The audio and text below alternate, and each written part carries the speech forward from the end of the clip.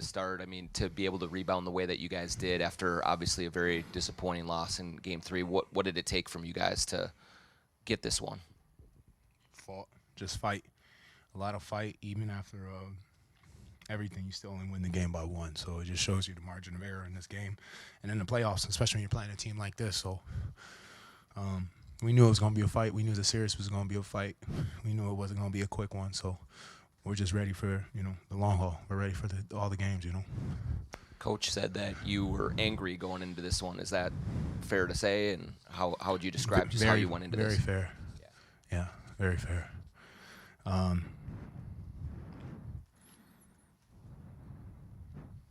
just not the most pleasant when I'm angry. How did you channel that anger in a good way tonight? Well, it starts with not having a lot of fouls, so doing my job and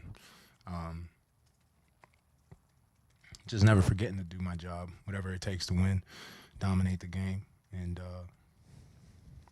do whatever it takes to get some touches. Just the touches that you did get, is this the recipe for you guys going forward to be able to win in this series? It worked tonight, so we'll just see. Obviously they're going to make some changes. We got Tuesday's the next game, so they got 2 days to prepare before the game. But we'll see. We'll see.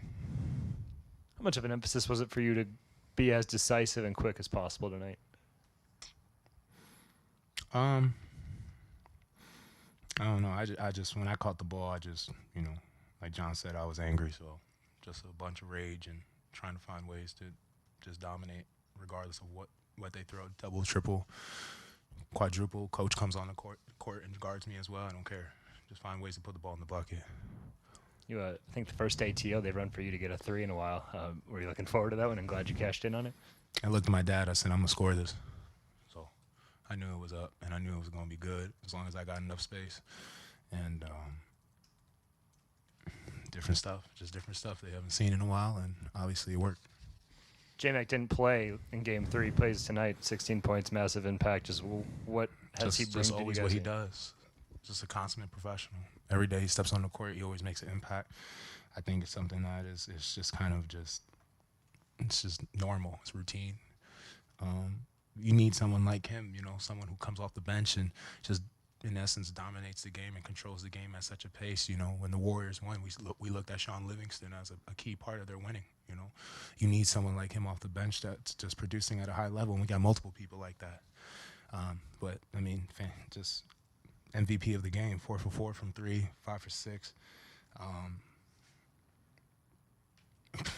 We could go on and on about how great he is. I think he just shows the world night in, night out how great he is. He was the MVP more than you were? I just did my job. That's really it. How much did you embrace being at the free throw line, 4 seconds left to make those 2 free throws to ice the game? Oh, I knew it was good. The game was over. I wasn't worried about it. I knew. There ain't really much to say. I just knew that those were in. I didn't go up there with any nervous energy. I was just ready to. I was thinking about what I was going to eat after.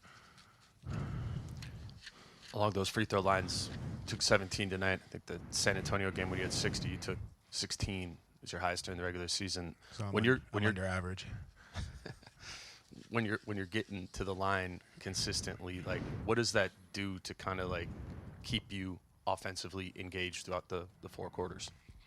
It just puts, gives me free shots at the rim, gives me a good touch of the basketball. It gives me, a good rhythm. More importantly, I think for me personally, it allows me to calm down and get some rest, before the first free throw. You see me always getting some rest. So, and it also allows me to calm down, get my chi right. So,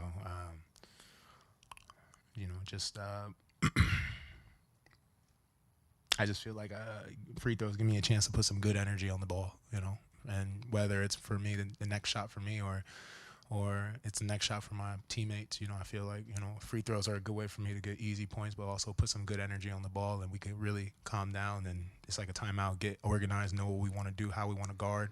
Let's clearly understand what we want to do and go execute. Carl, with the anger the last 2 days, how did you deal with it, live with it, channel it in ways that were maybe different than other moments in your career? I just been here before. You know, it's not new. So I fell on what has gotten me here and what has made me successful, which is my support system, my family, my closest of friends, and you know, my girl just really just focusing on what truly is special about life and taking a step back. Um, Having my niece and nephew here is amazing, you know, because it puts you kind of like in a dad mode, you know. I don't have time to be angry and upset about the game and everything because they're expecting uncle to come home with the energy and give them that kind of like being like a father. So I don't have kids, but if I ever knew how it is to have a tough game and go home and you have to still give that energy to your kids, I had to do that. So just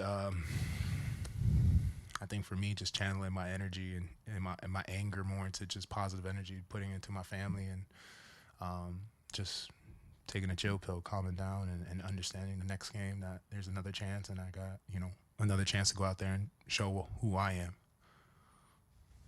Early in the third quarter, Carl, you ran some pick and roll with Ant and had a lot of success. Just generally speaking, what makes that action so difficult to stop? You got two of the most elite scorers in the NBA and one pick and roll, so it gets really difficult to choose your poison. He's a special player, and I'm very, very fortunate to play with him. I even go as far as saying he's maybe the most talented player I've ever played with. So, and for him to be that young already and be that talented, it speaks volumes. So, it's up to me, you know, like I said, just do my job, make it easy for him. And I feel the pick and roll was something that we have been lacking in our flow. And I think that when we get to that, you know, it's extremely difficult to guard both of us. And then if you ever find a way to do it, it requires three people to guard us, which allows one person to be wide open. And that leads to J-Mac hitting threes, Pat hitting threes, D-Lo. You could go down the list. All those are just created by just the attention we're drawing. Carl, can you talk about the job that You're good. I hear you. has done in particular, and the team in general has done in frustrating Ja, and how important that is to continue going forward? Just making it difficult on him. You know, he's one of the best leapers in the NBA, and he's one of the best finishers too. While he's at it, so you know, we're just making it really difficult for him to get a good look at the rim, and also to not feel any opposition at the rim too. So. Just making sure every time he gets into the paint, we're throwing bodies at him, and he has to finish over a tall defender and with contact as well. So just trying to make it as difficult for him. We know he can score at a high level, so we got to make sure we contain him. You've mentioned multiple times throughout this run about talking to KG still, having him in your ear. Tonight, 30-10, you became the second player in franchise history to put up that kind of stats in a playoff game. Only other guy was KG. What kind of effect and role does he still have in your career and your life, and just what kind of relationship do you still have with him? I mean, a great relationship. That's like my older brother, you know. That's always gonna be my vet. That's always gonna be my mentor. When I came in as a young pup and I didn't know anything, he was the one who taught me the game, and he was the one who taught me how it truly is to be a professional NBA. I want to give credit where credit's due. You know, Al Horford, too, with the Dominican team, gave me a lot of insight and taught me how it was to be a pro early on, but it's different when you're going through it. You know, I don't know.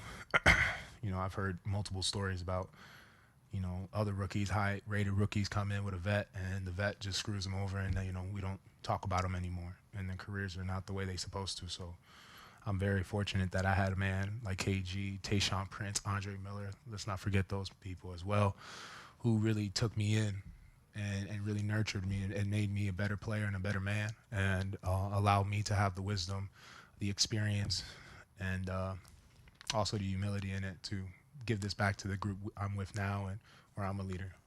Thanks, Carl. Yeah.